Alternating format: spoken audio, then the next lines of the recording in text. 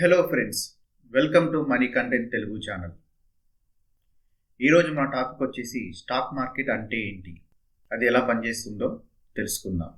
కంపెనీల యొక్క షేర్స్ని బై చేయడానికి లేదా సెల్ చేయడానికి స్టాక్ మార్కెట్ అనేది ఒక ప్లాట్ఫామ్ లాంటిదండి. ఈ స్టాక్ మార్కెట్ని షేర్ మార్కెట్ అని, లేదా షేర్ బజార్ అని, లేదా ఈక్విటీ మార్కెట్ అని కూడా అంటారు. స్టాక్ మార్కెట్ అనేది రెండు రకాలుగా ఉంటుందండి.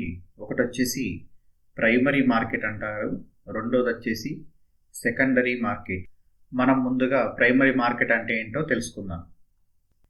ప్రైమరీ మార్కెట్ అంటే ఇన్వెస్టర్స్ నేరుగా కంపెనీ నుండి షేర్స్ని బై చేయవచ్చు. ఈ ప్రైమరీ మార్కెట్లో కంపెనీస్ కొత్త స్టాక్స్ని, బాండ్లను తొలిసారిగా ఇనీషియల్ పబ్లిక్ ఆఫరింగ్, ఐపీఓ అంటాం కదా, దాని ద్వారా ప్రజలకు విక్రయిస్తూ ఉంటారు. ఈ ప్రైమరీ మార్కెట్నే న్యూ ఇష్యూ మార్కెట్ అని కూడా అంటారు. నెక్స్ట్ వచ్చేసి సెకండరీ మార్కెట్. సెకండరీ మార్కెట్ అంటే ఏం లేదండి, ఈ ప్రైమరీ మార్కెట్లో ఈ స్టాక్స్ని ఇష్యూ చేసిన తర్వాత వాటిని స్టాక్ ఎక్స్చేంజ్ ద్వారా సెకండరీ మార్కెట్లో బై అండ్ సెల్ చేస్తారండి.